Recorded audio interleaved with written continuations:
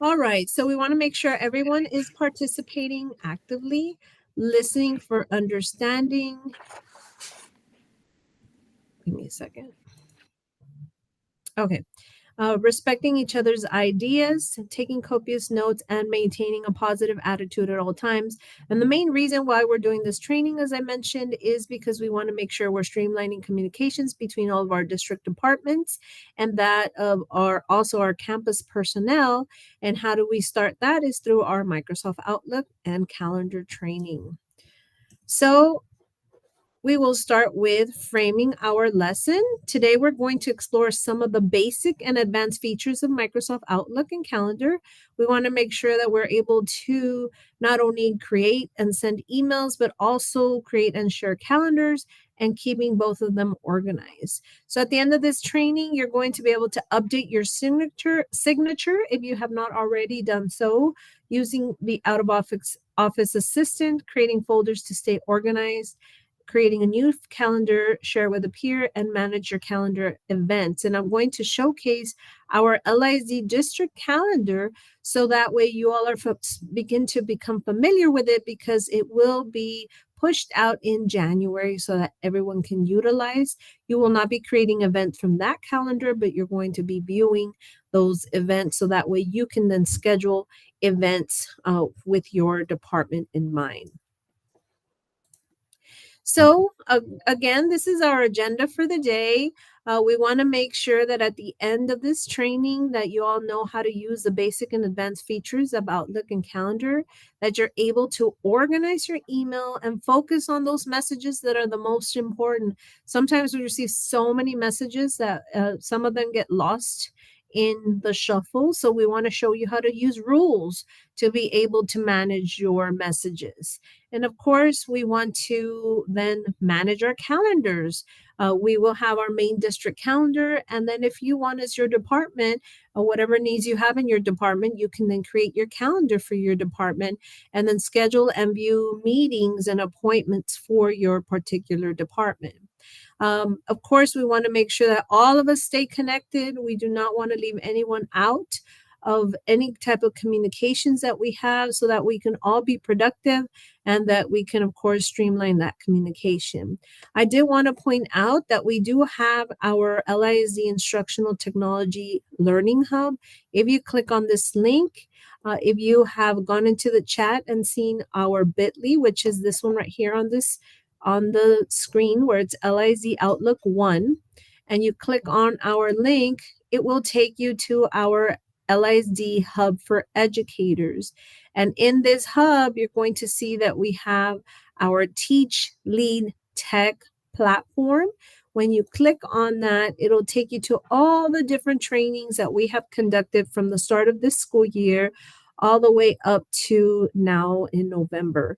So if there's any trainings that you ever missed, you will be able to click on them and be able to get that information. So this Microsoft training will be added to this library of training sessions, so you can go back and refer to it at any point in time. So we're going to go ahead and dive into our Microsoft Outlook and Calendar training. And so one thing I did want to mention is that we do have several different versions. Of course, the majority of all of our users are Windows users. So what you're seeing on the screens are screenshots of a Windows device accessing the desktop version, and then of course your ClassLink online version, where you go to ClassLink and then click on webmail. If you have any other versions, we'll be able, like if you're using a MacBook, we'll be able to help you throughout the process. If you have any questions, just let us know in the chat box, and we'll be here to help you out as best as we can. So for the purposes of this training, you're going to see that I'm going to be flipping back and forth to both the desktop and the online version. And what I want to point out, and I'm going to show you here live, is if I am in the desktop version, you're going to see this is my desktop, and it does appear small because I cannot zoom in. But if I go into my desktop icon and you click on it, you're going to be able to see this is what my desktop Outlook looks like for you. And I want to be able to showcase not only the desktop, but if I go back into my Chrome, you'll be able to see in my Chrome, if I go into Outlook. That's not what she wants. She wants to know, because I spoke to Justin. If I go into my Outlook, you'll be able to see here. I can zoom in because it's the online version. So this is what the online Outlook version looks like.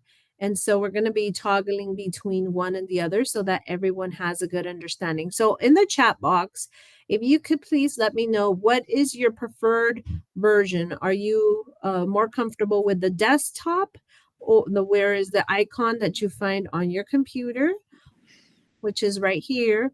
Or do you actually go on to the online version the way I showed you right now, going into ClassLink? So if I go to ClassLink and I log into my ClassLink and go to my webmail right here, I'm able to see it right here. So let me know in the chat box. So we have 3 desktop and 1 online. Anybody else? Online. So yeah, earlier we had a in-person training and it was a mixture of online and desktop. So I'll be going back and forth so that way you all are familiar with both. I will tell you that the desktop version has a little bit more features than the online version, but I have found that the online version is probably more user-friendly. So I'm going to go into my slideshow and I'm not going to go through all the processes because I know y'all are an intermediate group, but I did want to point out a couple of these bullet points, especially the subject part of our emails. We always want to make sure that we advise the reader of the content of our message. We want to make sure that it's clear and compelling. So one way of doing this is when you are going into your email and clicking on new email. And I'm going to do it on the desktop only because it is easier to make it bigger and smaller. I'm going to open up a message here for you. And what I want to do is right here on my subject heading, I want to add an emoji because I want to bring attention to the subject I'm going to be adding. Does anybody know what the shortcut of emojis are on your Windows devices? Anyone? No? Well, that's good because I can teach you something. So you can either right here, you see the little happy face? You can click on the happy face. See the little happy face there? Right here. You can click on that and then you can search for emojis here by putting, like for example, if I put alert, it should bring up any alert. So I want to put this alert emoji as part of my subject. I put it in the wrong place. Let me go back to my subject right here. And notice, why didn't I put it on my, let's see. There we go. So notice that now my email subject has an alert. So I'm able to bring attention to my message and I put action required if I wanted to. And I can put it there and I can put copy and paste and add another one there. And then I can put my subject employee opportunities or whatever it is. Okay, so it's very important that you bring attention to your subject area and then go into your subject. And of course, start with your salutation. Hello, Mr. and Mrs. Whoever. I'm hoping you're having a great day. One thing, I don't know a lot of you, if you use this or not, but there is a feature where, like in my case, in my department, I usually send my emails to my whole instructional technology team, right? And within that email, I want to make sure that I am including certain people to do certain tasks. So in my email, I put hello team, and then below, please find specific tasks for each that need to be done or what have you. So I'm going to start with memo and I'm going to put the @ sign. And I'm going to put G Villarreal. So I know that G Villarreal specifically is going to be doing this task. Okay. Notice it adds them here on the top. So if I hadn't added my whole group, it's just going to be adding their emails. I don't need to specifically add them there, but just so you know, it does. Please work on the reports for device distribution, something like that.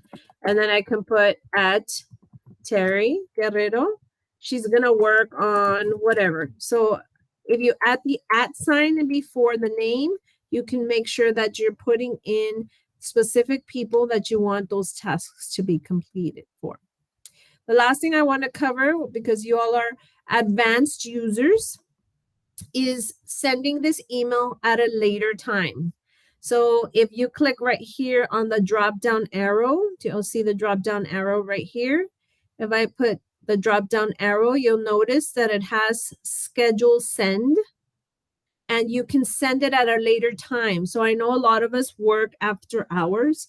And so instead of sending the email at 1 o'clock in the morning when we're working on it, we can schedule it to be sent the following morning at 8 o'clock or 7:30. So I'm going to put schedule send, and notice that it's giving me some recommendations. When do you want to send it? Tomorrow morning, Sunday morning, or a custom time? So I usually put custom time, and I'll put it, I want it to be sent today, and I want it to be sent at 5 o'clock in the afternoon, for example. And then I'm going to click send.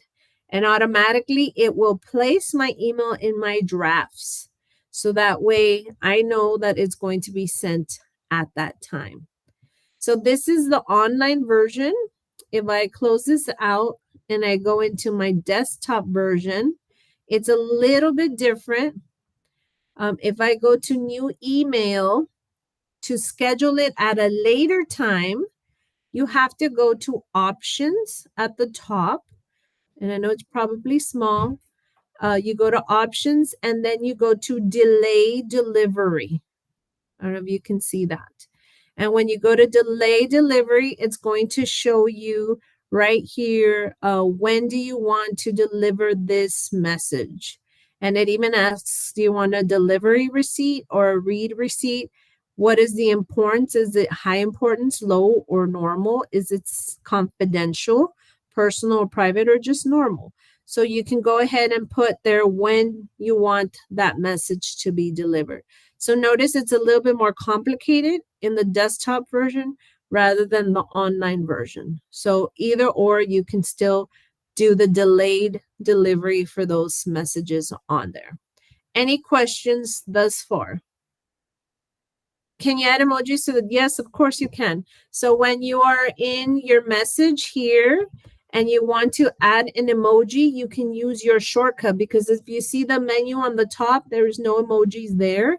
So you would use the shortcut of the Windows icon and your period, and that brings up your emojis there. So if you go back to my presentation, you're going to see that it showcases that shortcut right here on the bottom. It's the Windows icon, which is right in between your function and your Alt key on your keyboard. It's the one that looks like the little Microsoft Windows icon, and the period. And you can add it there on your emojis, wherever. You can add them on your message of your email, or you can add them on the subject heading. So any questions as far as the sending of emails? No? Good deal. Okay. So now we're going to move on, and we're going to set up our signatures, because Dr. Rios wants to ensure that everyone has their email to be pretty similar to each other's. So if you do me the favor of clicking on the link where you see my name there, it's going to take you to a signature Word document. And I need for you all to go ahead on the top right-hand side. You notice where it says download. Go ahead and download this document. And then you should get your little download right here on the bottom left-hand side. And then it'll open up a Word document. You need to enable the editing. And then you should be able to see it in its entirety. Everyone was able to do that? Okay, so go ahead and start editing your signature. Make sure that when you are done, that you save it onto your computer as a file, and you still leave it open because we're going to add it here shortly to your email. I'm going to give you about 2 minutes, maybe 2 to 3 minutes, so you can edit it and add your information to that signature. I'm sorry, can you tell me where is that document found? Yes, of course. Are you in our presentation? Do you need for me to share the link with you? Yes, please share it with me. Yes, of course. Put it for you. So on the chat, you should see the link there. Go ahead and click on it, and it is on slide 7.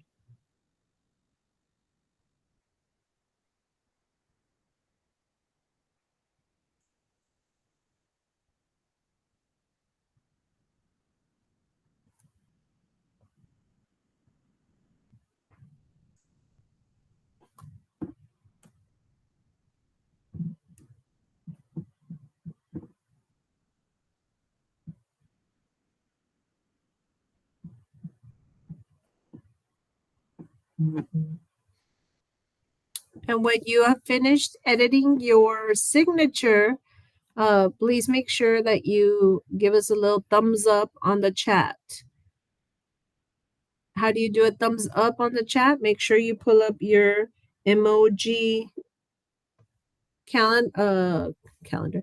keyboard and insert look for the little thumbs up and see how many of you all can find it. Yes, Mrs. Castillo. Oh, no? You're playing around with your tools. I love it.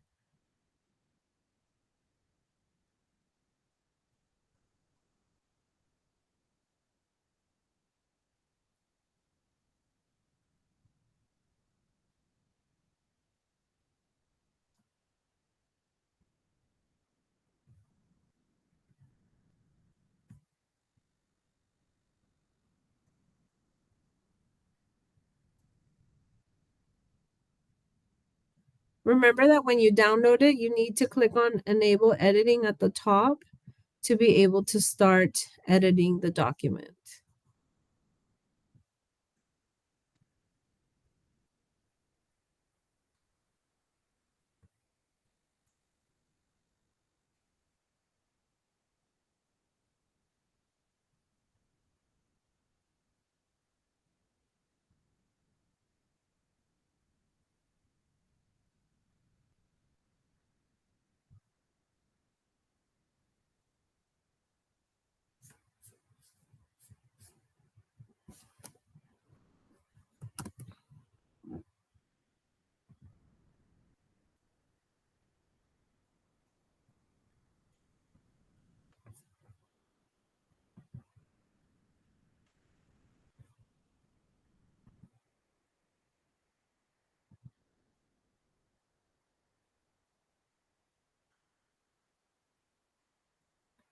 I love it. Miss Moreno used her thumbs up. Good job.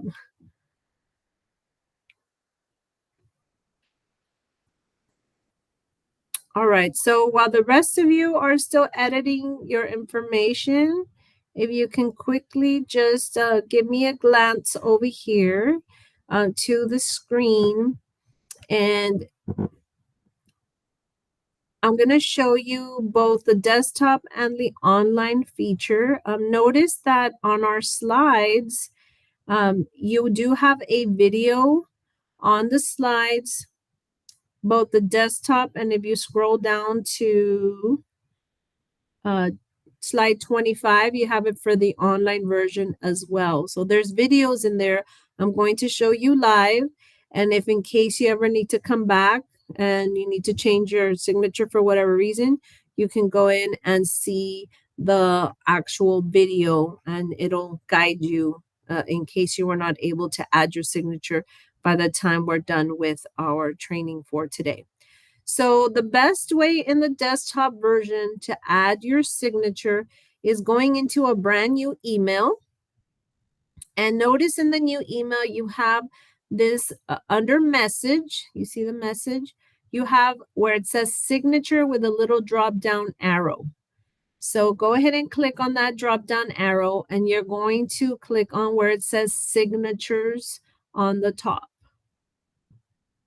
Okay. When you go to signatures on the top, I want you to make sure, I don't know if you have many signatures there, but I want you to go ahead and click on new. And I want you to name it whatever name you want, which is your, like for example, me, it's going to be B. Sepulveda, and I'm going to put 2022 just for my purposes. So I know this is my new signature, and I'm going to put OK. So notice it's a blank template. So I'm going to go back to my Microsoft Word document, and I already have it ready. So sometimes what we have discovered is if I just copy, like if I highlight the text box and I copy it and paste it, sometimes it works, sometimes it doesn't. So like I copied and pasted and it's not working for me. So the easiest way is to do a snippet. So a screenshot of this business card so we can copy and paste it in there. So I don't know how many of you all have used the snippet tool, but all you really have to do is go down here to your search button on the bottom of the search bar and put snipping. And notice the snipping tool comes out right here.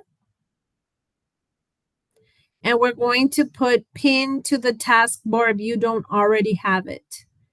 So it should show up here on your taskbar at the bottom. And you see the little scissors cutting away? That's the little snipping tool. Okay. So once you have the snipping tool down here on the taskbar, you can go ahead and click on it. And then you're going to put new. And then it'll give you this little X so that you can copy that particular graphic onto your clipboard. So notice that my signature got copied. And now I'm just going to click on the little icon that shows the 2 copies. And I'm going to go back to my signature page and I'm going to paste it there. And notice that it pasted my signature there. One thing that we discovered is that the email is not going to be hyperlinked. So we do want to make sure that we hyperlink this email. So all we have to do is highlight the whole picture and go right here to this little globe with the little link icon. You click on it, and then you're going to put email address, and you're going to type your email address on there. So that way you have it hyperlinked to this particular business card, if you will. So notice it says choose default signature on email account B Sepulveda, correct? Any new messages is going to have my B Sepulveda 2022, which is the one I just created right now.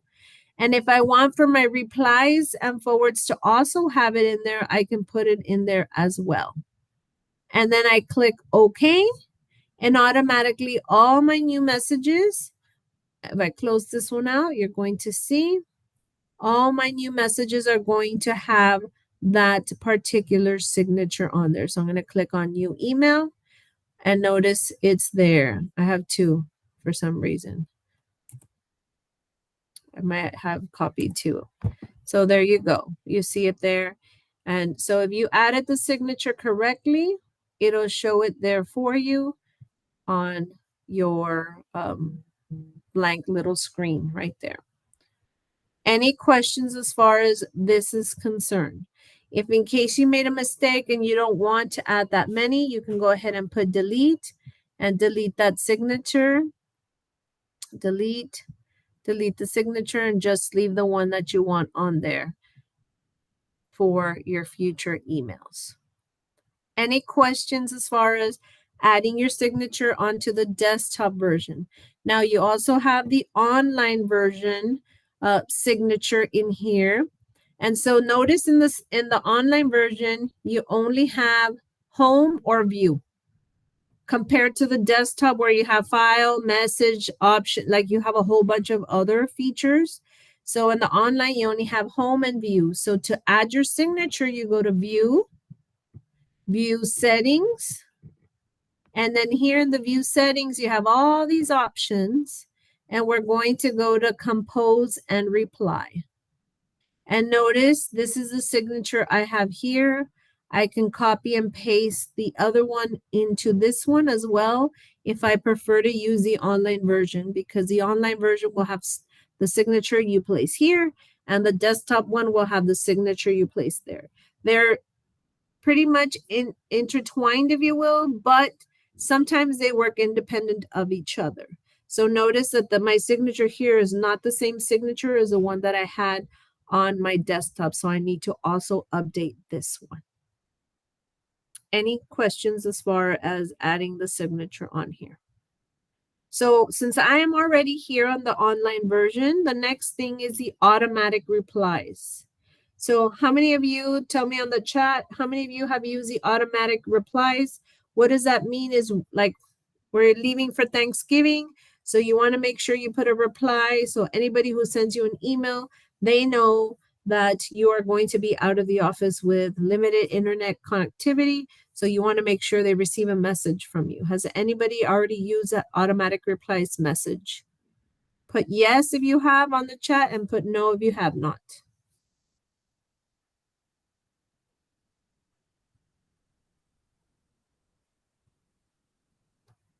So I see one yes and a couple of no's. Okay, so we are on the online version here. And so notice we were in the compose and reply. Now we're going to move a little bit down and we're going to go to the automatic replies here. Okay, so when you go to the automatic replies, notice it says use automatic replies to let others know you're on vacation. Let's say you're out, you're absent, and you're not available to respond to emails. So we got to make sure that we set these up. So you can do it on online version or the desktop version, one or the other. You don't have to do it for both. You just have to do it one or the other. So if you use the online version, you go here. How did we find this? Let me go back. Go to view settings, and then you go to automatic replies right here. So on the automatic replies, you're going to turn them on, and I'm going to send the replies. Like for right now, we're going to be off next week. So I want to put them from Friday after 5 p.m. because we're right on the dot. And then end time will be Monday at 8 a.m. Or let's put 7:30 in case something comes in before then. So you'll notice that it has other options for you. It says block my calendar for this period. You can, so that people who invite you, you can put here that it's Thanksgiving break. Oh, let me delete that H. There we go. Thanksgiving break. So you know you're naming it that particular your calendar to block it. Automatically decline any new invitations or decline and cancel meetings during this period. Very important. If you want to, you can go ahead and select those. And then here's where you would add your message, like greetings. Like Mrs. Casion had mentioned this before. Greetings. I am currently out of the office from, and you can put whatever time to whatever time, so on and so forth, with limited internet connectivity. If this is an emergency, so on and so forth, please contact. You want to put your cell phone, you can put your cell phone or what have you. Notice at the top it says send automatic replies inside your organization. So this is only for people that have the at Laredo ISD or the at mylisd.org emails. They will receive this automatically when they send you an email. Now, if you want the same message for the outside people, like vendors or any other contacts that you may have outside of Laredo ISD, you can also copy and paste this message here. Maybe not put your cell phone number if you're telling them to contact you if it's an emergency. You may just put, please feel free to send me an email and I will respond to you as soon as I return to the office. You have to make sure that you click on save down here on the right-hand side, and that will automatically start sending out your automatic replies when you're outside of the office. Okay, so make sure that you keep those automatic replies on there. And then if you want to turn them off, you just turn off this button and you put save. And it turned it off automatically. Now, for the desktop version, very similar, but instead of going into the view, you're going to simply just go into file. And in the file, you'll see automatic replies out of office right here. And notice it says do not send or send. And then it says from what period to what period. And you put the time frame from when you want. Notice it's a little bit different because here it's inside and then it's outside my organization. So you have those two options or two tabs on the top. And then you can put OK. So right now, out of office was on and then I turned it off. So I went ahead and turned it off and I put OK. Notice there's a rules option right here on the bottom left-hand side. We did not see that rules in the online version. So this one's a little bit more advanced. You can click on the rules, and if you add a rule, it can say, let's just say you were waiting for a message from a particular person. You can put a message specific to that person and put a rule like reply with, and you can add a template. Like this is more in-depth responding to someone's email. So you can go into more specifics in the rules when you get a particular message from a person that you're telling the system, oh, please respond with this particular message. Any questions as far as the automatic replies? No? Remind me, did I cover sending messages at a later date? Yes, right? Okay. My mind is since it's the second training for the day, it's a little bit hazy for me when it comes to that. Okay. So now we're going to go into organizing our emails. Just let me know on the chat box how many of you will have your subfolders within your inbox. How many of you all have already gone to that extent of creating folders within your inbox? Tell me yes or no on there.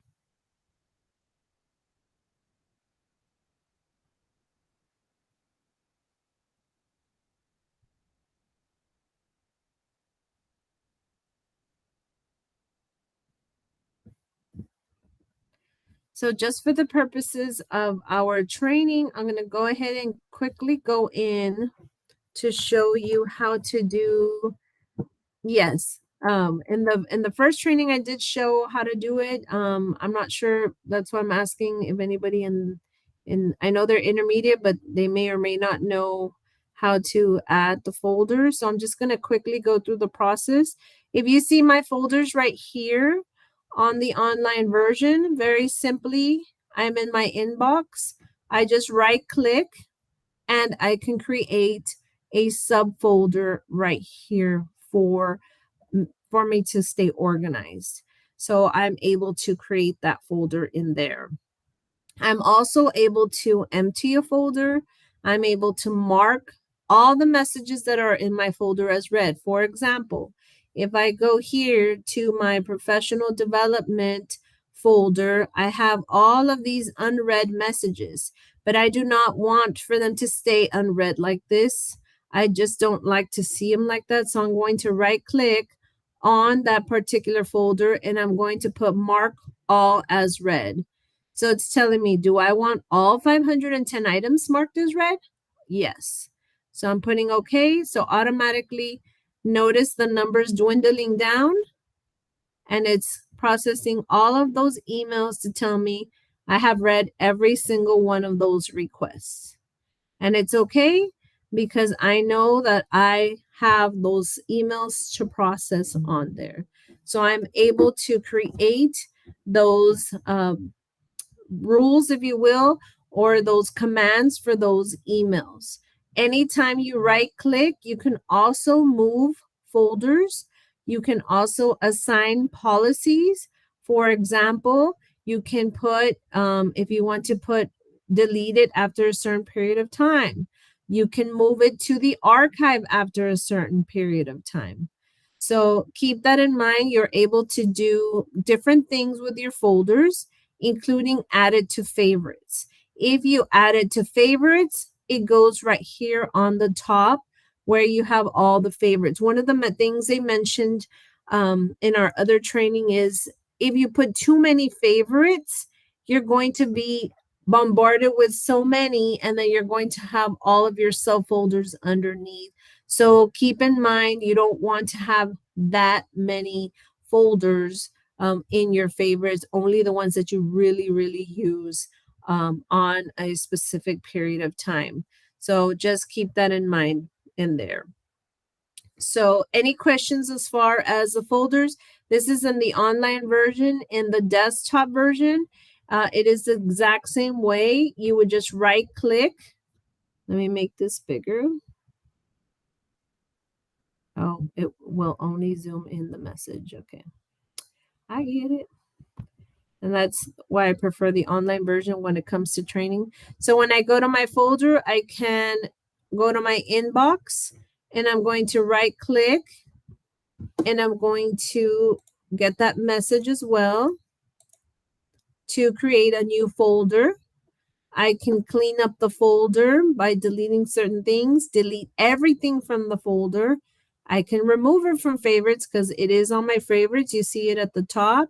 I can sort my subfolders and then I can go into properties of that folder if I wanted to go into specific policies or permissions in that particular folder. Notice the desktop version again has a little bit more features than the online version. Now, why is it important for us to create all of these folders? For example, this email right here, they're going to be leaving for the day. Once I respond to him, I know that I have completed the task and I'm going to drag and drop it into my absences folder and I have taken it out of my inbox so I know that I have completed that particular task. If I go back into my absences and I see, oh my God, I did not respond to him yet, I can always move it back to my inbox so I know that I still need to respond to him. You see how it's back here on my inbox. So it is important to have those folders so that you can organize your inbox, and you can do the same thing here on your online version. I have, let me see, him right here, and I can drag and drop him into the absences and leaves folder if I wanted to. You can also click on whichever ones that you want. And again, you can delete them if you want. You can use your filters here so that you can try to find an email specific to a person, or you can go to the search bar right here on the top and look either in all folders for a specific person's name to search on there. Same thing for your desktop version on there. So we do want to make sure that we are organizing our emails so that we will not lose any in the shuffle. Like right now, I have a lot of emails that I have not gone through for today because we've been doing trainings throughout the day. So I want to make sure that I do not miss any emails. Now, there are some emails like these workflows in my case that I just automatically get them for my information, but I don't have to have any action. And that may be something that you all at departments deal with as well. So I want to set up a rule for these particular emails. So that way, when they come in, they automatically go into my workflow folder and I don't have to manually be moving them every single time. So how do I do this? I'm going to go ahead and highlight my email. You see it highlighted. I right click on it and notice that I'm going to go ahead and put, let me see, advanced actions, and I'm going to create a rule. So what does this rule do? It's telling me always move messages from this particular email to this folder, and I can choose my workflow folder. Let me see if I have right here, workflow requests. So right there and then it's going to move every single one of those emails as soon as they hit my inbox into that folder. You can go to more options and notice it has other conditions. So you can add not only from workflow, but I also want to add, let's just say in the subject heading, for it to include a particular word. For example, equipment. I wanted to look for that particular word. So once it finds workflow and equipment, what action do I want it to do? I want it to move it to my workflow folder right here. Okay. So now it's asking me, do I stop processing more rules? As in, I had other rules that corresponded with this. So I'm going to go ahead and put stop just in case in the past I had a different rule. And I'm going to ask it to run the rule now. So when I run the rule now, you're going to see when I click save, it's going to take some time because it's going to be processing that rule to remove all of my messages of workflow from my inbox and move it into that folder of workflow requests. And if you see here under rules, you'll notice I have other rules in here. Like I'm part of several Google Classrooms, so I put those specific messages into folders so that way it is all nicely organized for me. So I'm going to go ahead and close out my rules, and you're going to notice that those emails of the workflow have already disappeared, or it's working on running the rule. Notice right here it says running this rule. So it takes a while because I have a whole bunch of workflow request emails. Any questions as to the rules, how to create rules? This is very important because it helps you stay organized in your emails. Earlier, someone said, oh, we can do that for LISD news. So notice I have a folder that says LISD news, and I have all my LISD news emails in there. And I keep them for my own purposes in case I want to go back. You can also put a rule and put delete if you wanted to. You don't want to delete because it's LISD news, obviously, and you want important information. But let's just say you get a reoccurring email from a vendor and you don't want to receive those. So it is important that you unsubscribe from those emails. And I can give you an example. I always get those vendor emails like a million times throughout the day. So notice how it looks very like unformatted. So if I put I trust the content, it changes it into the actual picture of what they're trying to send to me. But notice right here on the bottom, it says unsubscribe. So it is important that you unsubscribe to your messages so that you're able to remove them from keeping on coming into your inbox. I have unsubscribed, so it takes about 5 to 10 business days for it to automatically be removed from my email. Any questions so far? The last thing that I want to cover when it comes to emails before I go into calendar is reporting phishing emails or junk mail. So if you notice right here on the top, you have this little, what looks like a shield with an exclamation mark. So you have to first highlight your message. So let's just hypothetically say, this is the message, the one that says Robert Benet from TCA. I want to report that email as phishing because it's asking for my information and I know it looks as though it's an illegitimate email. So all I have to do is right here, instead of clicking on it, I'm going to click on the drop down arrow and it's going to ask me, do I want to report it as a phishing email or report it as junk? So a phishing email is anything that's trying to phish information from you. It's trying to get you to call someone. It's trying to get you to give them their cell phone number. It's trying to get you to order gift cards for them. So anything that looks as though or makes you want to click on a link or an attachment, do not do that. Make sure that you report it as phishing. And our people in our back end, our information security people, will go ahead and get those emails and they'll investigate further as to if it was a phishing attempt or if it was just maybe a junk email. So make sure you don't have to worry and panic and say, oh my God, I have to report this right away. The way you report it is by clicking here on that report phishing or junk. In your desktop, it looks a little bit different. You'll see it here on all the way to the end of your menu. You'll see where it says report phishing. But again, you have to click on the email and then click on report phishing on your top of your toolbar where it says report phishing for a phishing email. Now, if it's a junk email, like you keep receiving this email that's just telling you about stuff that doesn't even pertain to you, you can click here where it has the junk, where it says block sender, so that way you don't keep receiving those emails. And on the other hand, you can also unblock people or never block them. If you already know that it's a legitimate vendor that's sending it to you, you can choose any of these other options right here for you. Okay.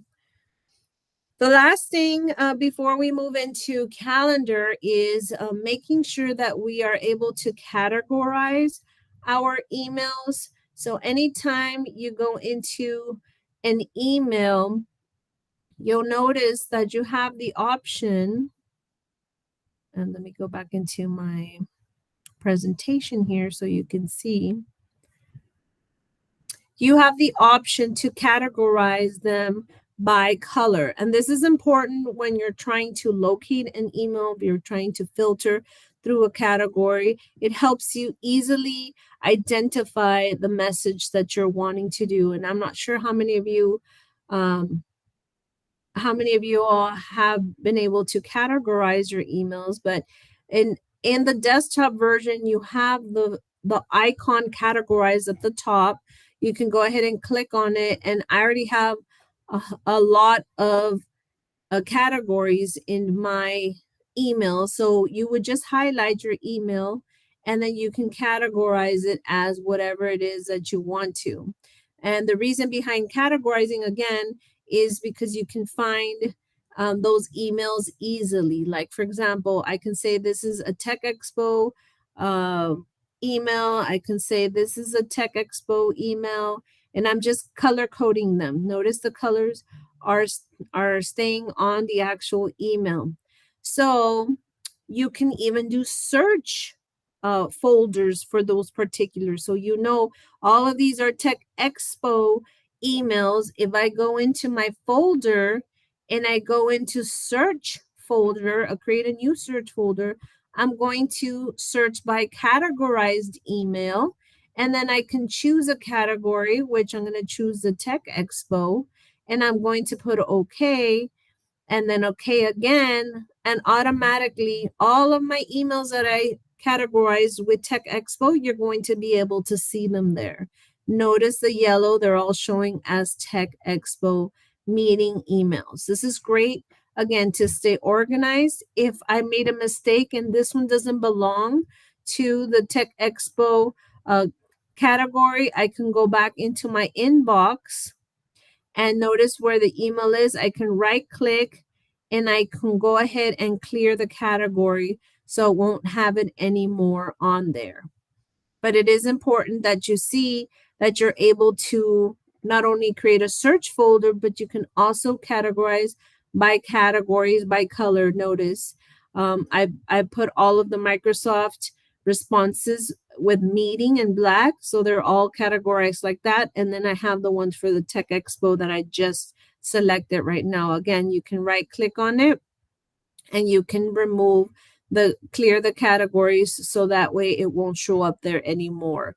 So this is just another way that you can organize your emails. So that way, again, we want to streamline communications. We want to make sure that we have everything set up the way we want to when it comes to our emails and be able to communicate accordingly. So we are able to, I have also known that a lot of you have asked like how to add contacts into the email. I know the district provides certain groups, but we also want to add our own groups based off of our department or specific grade levels. So it is really, really important to note that you can create contacts at any point in time, either on your desktop or on your online. So in the desktop, you'll notice on the bottom left-hand side, you have your email, you have your calendar, and then you have what's called people. So when you go into the people icon, you notice that I have very few contacts in there because the majority of my contacts are people from within the district. So I don't create other contacts. But if I go into my email and, for example, Robert Benet, I know he's from TCEA, I can simply just right click on his name on the top of the email and I can add him to my contacts. And that way the system automatically creates a contact for him and I can save him. So when I go back to my people on the bottom left-hand side and I click on my contacts, notice that Robert Benet is already on there. Someone asked earlier, how can I delete people that do not belong here anymore? All you have to do is right click and you can delete them. Notice you can even categorize them as well.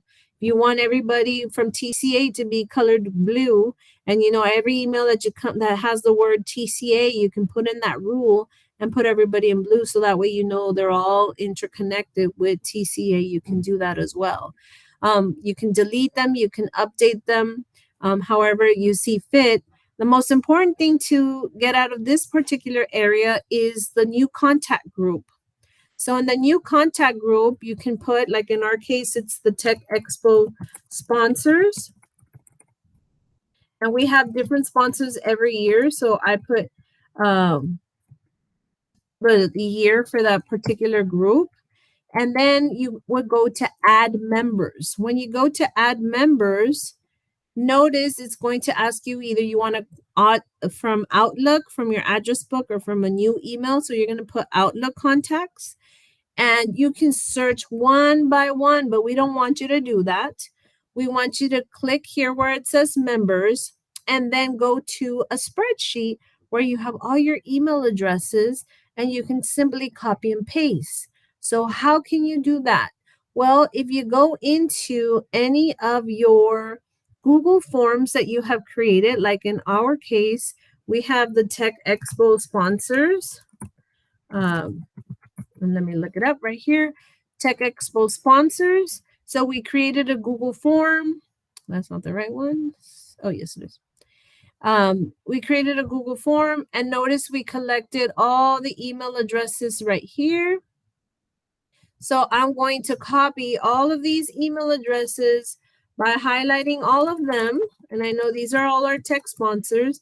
I'm going to copy them and I'm going to go back into my desktop under my contacts. Remember, I was putting the members here and I'm going to paste them and put OK. Right away, it copied every single one of our contacts in there simply from the spreadsheet that was created. So like for human resources, you have the people go into your office and they check in and they put in their email address. At the end of the day, you can go into your Google spreadsheet and you can copy all those email addresses, create a contact, and you can send them an email or you can create a group. Same thing when you're going into creating a new email. You can go in and right here in the two Let me make this bigger. You can simply paste in all of those contacts. These are all the contacts that were on my spreadsheet. And right away, I put in all in one place, all of my Tech Expo sponsors. I didn't have to do this if I created a group, but if I just wanted to send a one-time email, I could send it here on the 2. Okay. So very, very simple process. When you go into your email, you can put all your sponsors, you can save and close. And now when you go into your desktop and you look at your contacts, notice I have Tech Expo sponsors 2023, and all of my members will come out, and I can send emails, I can send events to them, whatever it is that I want to for that particular group for this particular meeting. Okay, very important steps so that it doesn't take you so much time to add those contacts into your emails. So it could be done on the desktop version as I showed you, or on the online version as well. Notice the people on the online version is on the top instead of at the bottom. You see the little people icon right here. So you can click on that little people icon and it'll take you to your contacts right here. So notice I added him on the desktop, but he's coming out as well on my online version here. So if I wanted to delete him, I could just right click and delete him, or I could edit him if I wanted to. Now, if I wanted to add my group, same thing here. You go to new group and you can add your group. It just shows it a little bit differently in the online version. Okay. So the last step that we're going to cover in this training, and we still have good timing, unless someone has any questions in regards to the emails and the contacts, is we're going to go into our calendar. And so notice here, this is your email button. So this is where you go to all your emails. Then you have your calendar button. This is the online version. So when I click on calendar, it's going to go ahead and show me any calendar that I have checked off here on the bottom left-hand side. So if I wanted to unselect any of these extra calendars that I have, because I have other people's calendars, I would only be showing my calendar. Notice that my calendar is the only one checked off here. You can go to the 3 ellipses here to get more options. So you can change the color. I usually like blue. So I can change the color. I can add a charm. So for example, this is our work email. So I can go ahead and put this little notepad so I know that this is the work email. And anytime an event comes out, that little icon will showcase on the calendar for that particular event.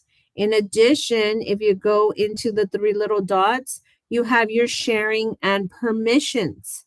So this is my personal email. How do I know this? Because it says my calendar, and that's the only calendar that I have here. So I can go to my sharing and permissions, and I can share an invitation to this calendar. So if you see, Lorena right now is the only one that can edit my calendar. So that was the case when she was my assistant. Now I need to add Dan, and I haven't added Dan, but I can add him in there. So I can just put his email, and I can give him either can view all details, can view when I'm busy, can view event titles and locations, and can edit. So I'm going to put can edit. I don't want to put delegate because he will be able to delegate other people to do it for me. So I just want to put can edit, and I'm going to share. So now he has access to add and delete to my calendar. You could do this for your assistant. You could do this with anyone that you want to, or you can put in, like I can put memo, and I can just have him view all my details on my calendar, okay? So for now, it's just going to be them. I'm going to exit out. So this is my calendar. Notice you can view it by day, by work week, by week, or by month. I prefer by month because I like to see everything at a glance. But notice on the right-hand side, it shows you right here, it shows you what's happening right this minute. It even shows you the temperature, very nice, on there. You can even see it as a board, and it's pretty much keep everything in one place. You can add your calendar, tasks, notes. It's kind of like a whiteboard, and then you organize it any which way you want. Notice, turn and report for grade. Like there's all these things in there that you can add, and it even gives you little tips on there. So I prefer the month view. Once I get more time, I will create my little whiteboard and organize it how I want to. But notice that everything that has a little notepad, I know that that's my own calendar. Once I start adding in other calendars for me to view, like you all will, when we share the LISD calendar. So when you click on LISD calendar, notice that it's green here, and you will see everything that's on our employee calendar, which is this one. You can see me. It's this calendar that we have. Everything that's on this calendar is going to be on our LISD calendar. You all don't have it yet, but this is just to give you an idea that you're going to be able to see these events here. You can't edit them, but you can see them. I have editor rights because I'm part of the IT department, but you all will be able to only view these events. And the reason why they are showing at the top of your calendar is because it's a full day event. So this is happening payday, progress report, report card day, board workshop, and so on and so forth. So just so you know, you're going to be able to see that calendar, and you're not going to be able to add events there, but you can submit your requests to see them there. So that is basically on viewing a calendar. Now, if you go to the desktop option, instead of having the calendar on the top left-hand side, you'll see it at the bottom. So I can click on the bottom icon of the calendar, and it'll take me to my calendar view. So notice my calendar is in pink, and then the LISD calendar is in green. And you'll be able to see all the green things. Right now it's updating. You also see the weather. You can see it the same day, work week, and month. So you can see everything that's happening. Notice the green is the LISD calendar, and the pink are my calendar events. Now, I already shared how you can share your own calendar, but if you want to create a new calendar, all you have to do is go into folder. And let me see here. And you're going to put new calendar. So the desktop is a little bit more complicated than the online, but I'm going to go through the desktop and then I'll show you the online. So you go to new calendar, and you're going to put, like in my case, I'm going to put sample calendar just for the sake of showing you it. And I'm going to put OK. And you're going to see that now my sample calendar is here, and it colored it green. I can right click on it, and I can change the color to gray if I wanted to. And then I can start looking at my events for that particular calendar. Notice if I go to home, I can go to the monthly. So I can look at the monthly calendar, and then I can create events. So like human resources, you want to create a specific calendar just for HR events for your people. You can create one instead of sample calendar. I can rename it just by right clicking on the name, and I can rename it I can rename it HR calendar. And that way I'm going to share this calendar with all of my staff members. And this is where I'm going to be creating my events. So I'm going to look at the monthly view. This is my HR calendar for the month of November. And I want to create a new event for my staff. So notice only the HR calendar is checked off. And then I'm going to go into a new meeting. Appointments are for your own purposes, like when I put birthdays or doctor's appointment, it's just to let me know that there's something going on. But if I want to share the event with others, it would be a new meeting. And then here is, again, you can copy and paste from a spreadsheet and put in all of your users, or you can just simply add in, like in my case, it's my staff. I have them all under instructional technology. I could put my subject in there. I can put my little emoji if I wanted to in there. Notice it's black and white sometimes on the desktop version. So I'm going to put meeting for DLSs. And then I'm going to add another emoji at the end. And then I'm going to put location, IT District Training Center. I'm going to put the date and the time. And then I'm going to put my message in the body. Like some people said, well, if I want to send a Google Meet link, how do I put it? You can just put Google Meet link and copy it from the web page and put it in here so it could already be hyperlinked. Notice at the top, you can put in your calendar. Do you want for you to look busy, out of the office, tentative, free? You can put reminders. I usually put a 1 hour reminder before the event. You can categorize it, as I mentioned to you before, if you have all your color coding in there. Set the importance. You can set it private if you wanted to on there. And pretty much the rest you don't really need on there. So once you have it scheduled, then you can send it right there and then. You can insert attachments. So if you have an agenda, you can attach it in there. My personal opinion on that is create your agenda with Google Docs. That way it's an automatic document that's live, and any changes you make, you're just going to put the link on your document and on your meeting event instead of attaching a file that later on you're going to have to be changing. You can add your signature in here. Your signature you already created, you can add it in there. Okay, you can add pictures. You can add charts if you want to, text boxes. There's so many things you can do on your meeting event.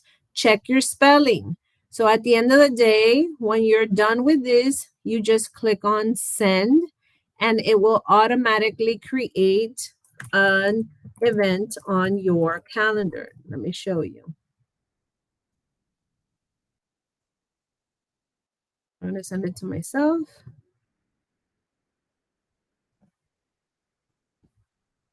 And notice on November the 30th, there is my event for the month. Where is November the 30th? Right here. So when I double click on it, you notice I have the event there and it tells me who has accepted and who has not accepted on that particular event.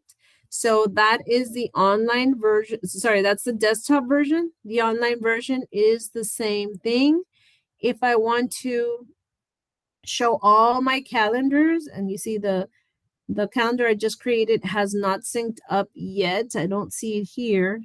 Yeah, it takes a little bit, but my counselor calendar is in here. So if I want to click on my counselor calendar and have a new event, I'm going to click on event. And the same thing I would do as I did in my desktop is here on my online. The only difference is I have to actually select my calendar here. So notice counselor's calendar, I have to select it so that it knows to place that event into that calendar. So a lot of people prefer to use the online version. It's a little bit more user-friendly. It's just a personal choice. I could work with either or, and actually I have a MacBook, so it works a little bit even more different.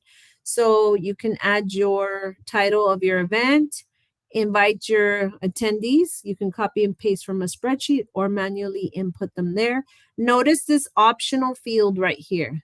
You can put some that are required attendees and some optional. So like if you're sending the message to assistant principals and you want to give the option to a principal to attend, you can put them as optional attendees on there for you. Here it gives you the option to send the reminder. And then of course, adding the description. Notice the emoji keyboard is here already embedded. Only on the online option do you have this feature.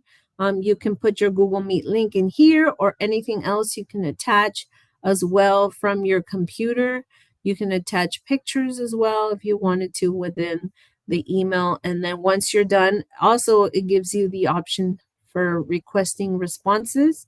And if you want them to forward it to someone else, if in case they can't attend, you can allow it in there. Now, if you wanted to hide the attendee list, so you don't want anybody to know who's invited to that meeting, you can also hide it right here and click on it as well. So they're all checked off on there. You save it and then it'll populate into your calendar. And so let's save it, even if it's missing a title, and it'll be here inside your counselor's calendar. Now I can go ahead and delete it if I made a mistake, and it'll delete from there. But notice my district calendar is showing right here on the top, and I know that that'll be an option for anyone on there. So very simply, you can add your calendar online or on the desktop version. It works a little bit different online, but you just follow the prompts and it'll let you add your calendar. For the district calendar, again, you will not be adding those events to the district calendar. We do have what they're calling calendar champions. They're the ones who will be approving the events and then adding them to the event. And then they're going to share with every single one of us so we can all have access to this LIZ calendar. And so it's important when you do get access that you click on it so you're able to see the events, because if you do not have it checked off, you're not going to be able to see those events on there. Any questions as far as the calendars, how to share the calendars, how to create the calendars? Again, you can click on the more options. You can change the colors or add the charms. So like this is a district calendar, so I can put stars. So I know that if it's a district event, it has a star on there. This is a preference for you. This doesn't mean that it's happening for every single person who has access to this calendar. This is just specific to you and your calendar options. So this is pretty much a view of both the online and the district calendar. It's not anything out of this world. It's just something that it's important to learn how to use, especially when we're sending emails to each other. For example, I'll send an email to our digital learning specialist, and I'll send the email to say, oh, don't forget, we will have a meeting on Friday.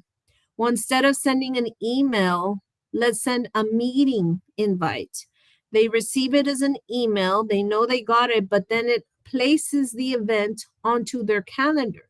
So there's no way that they can say, I forgot about our meeting, because it places it on their calendar. And then it gives them a reminder based off of the preferences that you put.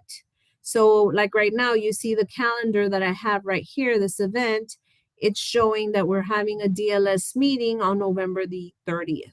So there's no way of them, even if maybe if they decline it, but it still may show it on their event calendar so that they know that there's a meeting on that particular day.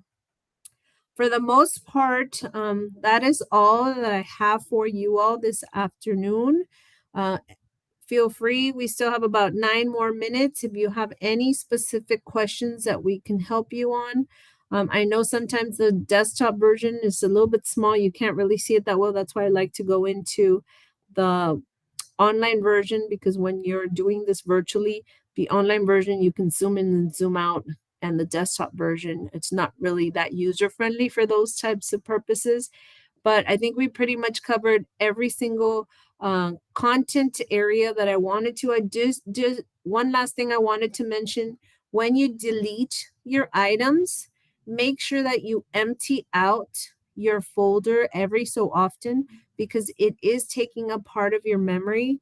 So when you are on either your online or your desktop, make sure you go to your deleted items and right click and make sure that you empty the folder every so often. You can also, again, assign a policy that you can move stuff to the archive. You do all have an archive folder, but for the purposes, like if it's deleted, you already know that you don't need that particular email and you can empty the folder, and that frees up some memory for your messages. I don't know if anybody has any other questions. I do want to mention that we are in the process of acquiring new laptops for administrators and teachers.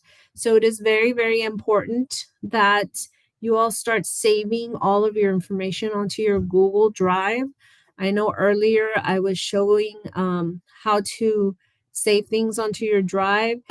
It's a very simple process. If you go to Google, make sure you're always on Chrome, especially when we're doing Google Meets. A lot of the times we go into Microsoft Edge or Safari if you're using a MacBook, but we need to make sure that we are on Chrome when we're using the Google products. It helps it streamline the process and make it easier. So when you are on Chrome and you go to the right-hand side to the app launcher or what we call a waffle, you go into your drive and you'll be able to see all of your files that are available already that you've saved. And notice my storage on here. I have 389 gigabytes already used on my Google Drive. So it's very important that you start saving your files. Your desktop should look like mine, pretty clean. Should not look with 100,000 files on your desktop. This is just what the district provides. I don't have anything else saved on my desktop. And the reason why that's very important is because your desktop, your computer starts slowing down every single time you save something onto your desktop. So notice I have all my files on my Google Drive. It's as simple as going to new and going into folder upload. And you can literally go into one of your folders and upload it on there. Sorry, I went to the wrong one. So you see, I don't even have any files on here. So I can't even save anything. Maybe this one. No, there's nothing on there. So I really have nothing on this computer, but if you did, you just click on the folder and it'll tell you, go ahead and you put upload. And that's it.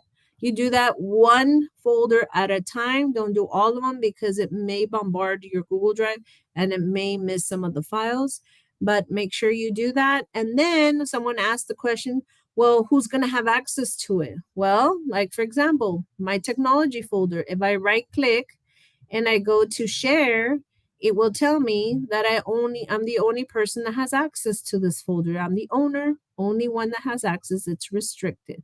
But if I go to my instructional technology folder and I right click and I put share, you're going to see that I have several editors on here because we all work together for that particular folder and we are all editors, but it is restricted only to these users. So if I wanted to change it, I can always go here and I can make it available to the whole school district or people on the outside of the school district if I wanted to with the link.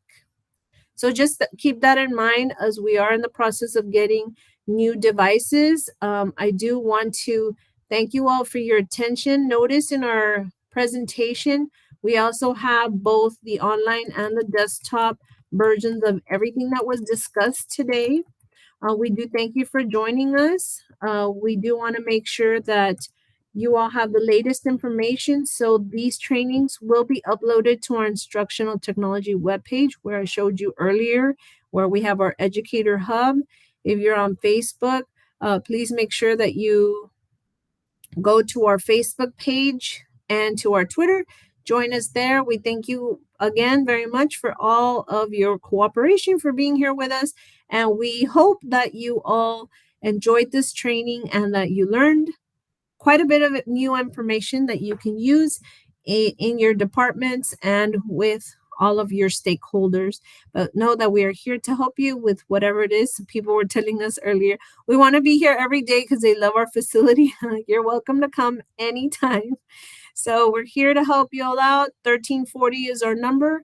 Any one of us can help you. We're pretty well versed. And if we don't know, we'll find out the answer for you.